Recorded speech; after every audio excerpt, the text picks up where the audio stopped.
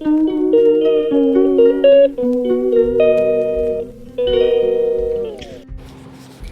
गणेशाय नमः। आप सभी को कृष्ण पिंगल संकष्टी चतुर्थी व्रत की हार्दिक शुभकामनाएं। संकष्टी चतुर्थी व्रत की कथा सुनिए इस वीडियो में।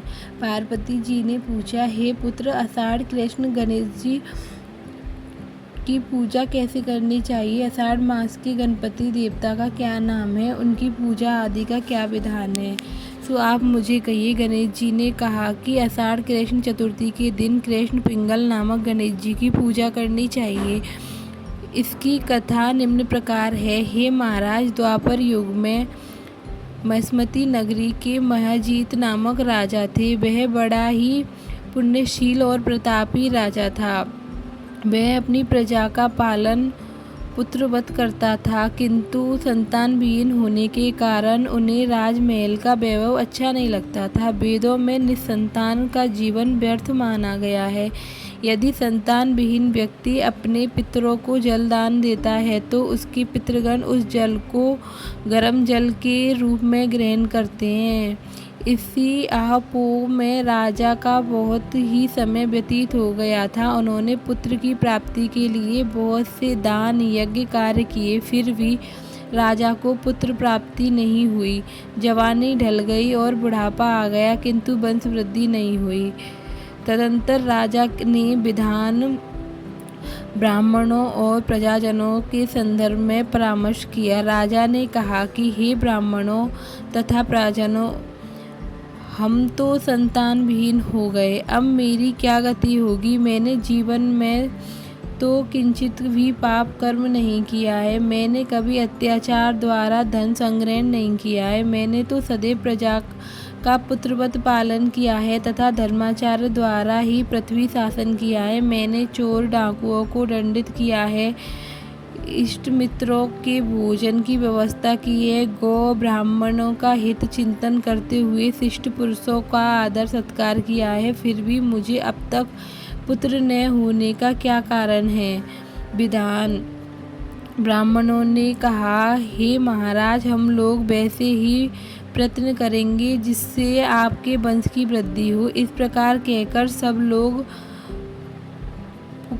सोचने लगे। सारी प्रजा राजा के मनोरथ की सिद्धि के लिए ब्राह्मणों के साथ वन में चली गई। वन में उन लोगों को एक ज्येष्ठ मुनि के दर्शन हुए। वे मुनि राज निराहार रहकर तपस्या में लीन थे। ब्रह्मा जी के समान वे आत्मजित, क्रोधित तथा सनातन पुरुष थे। संपूर्ण वेद विरासत एवं अनेकों ब्रह्म यज्ञ संपन्न वे महात्मा थे। उनका निर्बल नाम लोमस ऋषि था।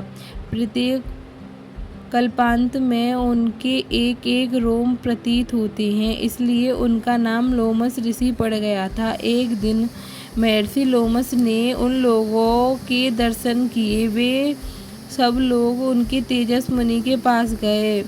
उचित अभ्यर्थना और प्राणमति के अंतर्गत सभी लोगों ने उनके समक्ष खड़े हो गए। मुनि के दर्शन से सभी लोग प्रसन्न होकर परस्पर कहने लगे कि हम लोगों को सौभाग्य से ही ऐसे मुनि के दर्शन हुए हैं।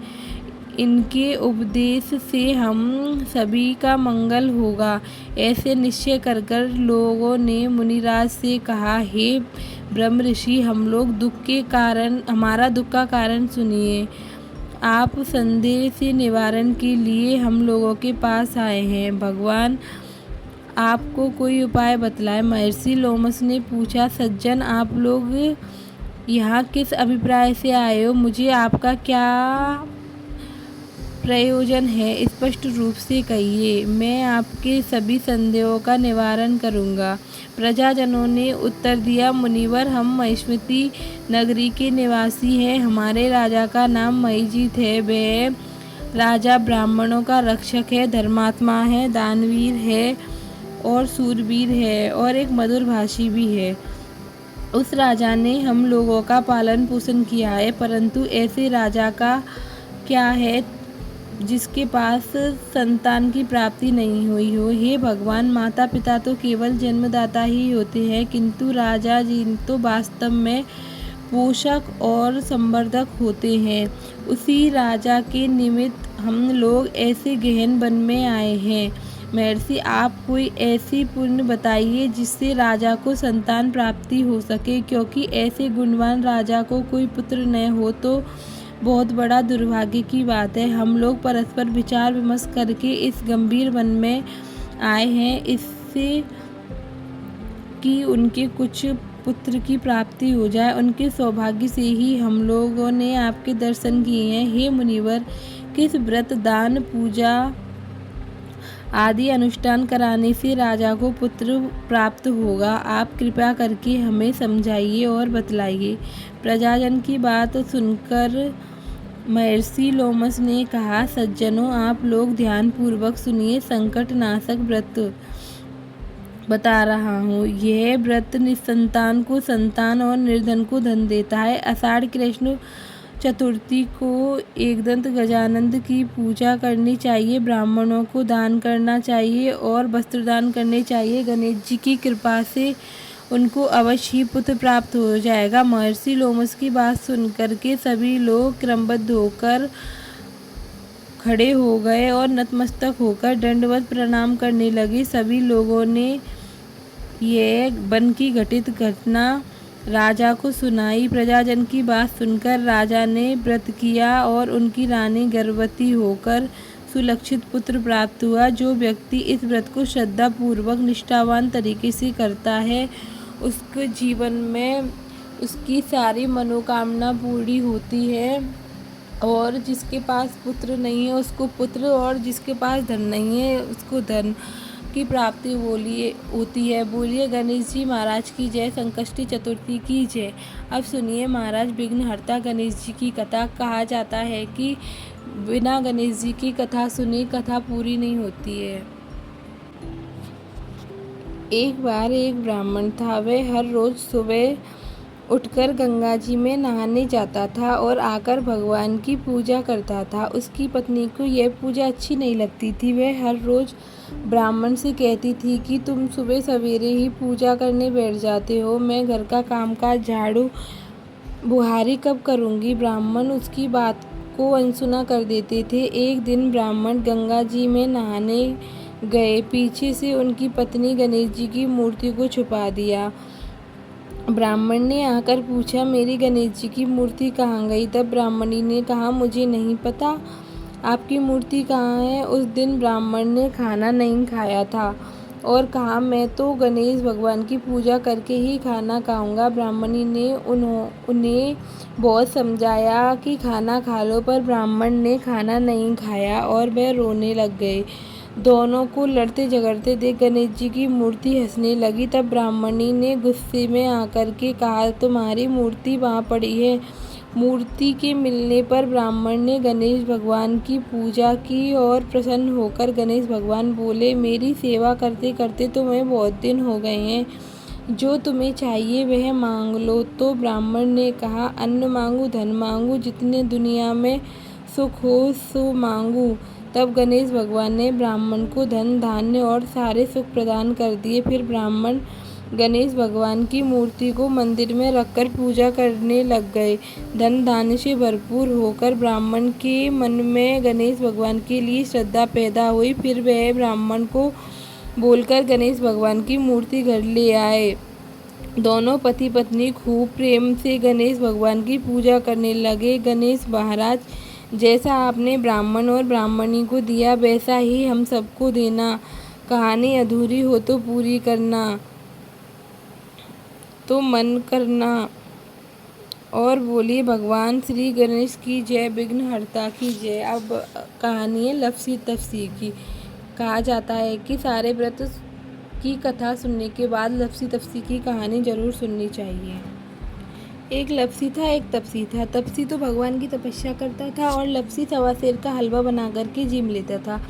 एक दिन दोनों भाइयों में लड़ाई होने लगी। लप्सी बोला, मैं बड़ा हूँ, तपसी बोला, मैं बड़ा हूँ। इतने में नारद जी आ गए और पूछने लगे, क्यों लड़ रहे हो?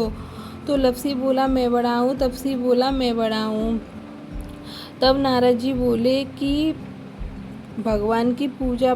नारद जी ने कहा कि मैं कल तुम्हारा फैसला कर दूंगा। तब तपसी बोला, मैं भगवान की पूजा पाठ ज़्यादा करता हूँ इसलिए मैं बड़ा हूँ। लपसी बोला, मैं भगवान को रोज़ 1.25 सिर का हलवा खिलाता हूँ इसलिए मैं बड़ा हूँ। नारद जी ने कहा, कल मैं तुम्हारा फैसला कर दूंगा। अगले दिन तपसी जब तपस्या करने आया तो नारद जी ने 1.25 करोड़ की अंगूठी वहाँ पर डाल दी। तपसी से नहीं रहा गया और तपसी ने वह अंगूठी अपने पैर के नीचे दबा के रख ली। वही दूसरी बार लपसी वहाँ पर आया तो लपसी की नज़र उस अंगूठी पर नहीं नज़र पड़ी, लेकिन उसने उस पर ध्यान नहीं दिया और अपना 1.25 सिर का हलवा खिला करके और स्वयं जिमने लगा। उसी समय वहाँ नारद जी आए और नारद जी ने कहा कि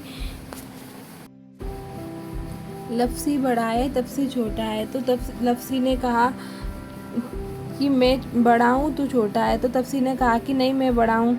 तो नारद जी ने तपसी को खड़ा होने के लिए कहा। तपसी जैसे ही खड़ा हुआ तो उसके पैर के नीचे से 1.25 सिर की अंगूठी निकल कर के गिर गई। तो नारद जी ने कहा, तुम्हारी चोरी करने की आदत नहीं गई इसलिए तुम्हारी तपस्या भंग हो गई है और लपसी बड़ा है। तपसी बोला, महाराज मेरी तपस्या का फल मुझे कैसे मिलेगा। नारद जी बोले, रोटी बनाकर बतिया नहीं बनाएगा तो फल तुम्हें मिल जाएगा। जो गाय की रोटी बनाकर कुत्ते की रोटी नहीं बनाएगा तो उसका फल तुम्हें मिल जाएगा। जो साड़ी देकर ब्लाउज नहीं देगा उसका फल तुम्हें मिल जाएगा। जो दिए से दिए जला कर के जलाएगा तो उसका फल तुम्हें मिल जाएगा। जो सारी कथा कहने के बाद तुम्हारी कथा नहीं सुनेगा उसको सारी कथाओं का फल तुम्हें ही मिल जाएगा। इसलिए सारी कथा कहने के बाद लपसी तपसी की कथा ज़रूर कहनी चाहिए। तो दोस्तों, आपको ये कहानी अच्छी लगी हो तो प्लीज़ लाइक करें, कमेंट करें और हमें प्रोत्साहित करने के लिए चैनल को सब्सक्राइब करें। धन्यवाद।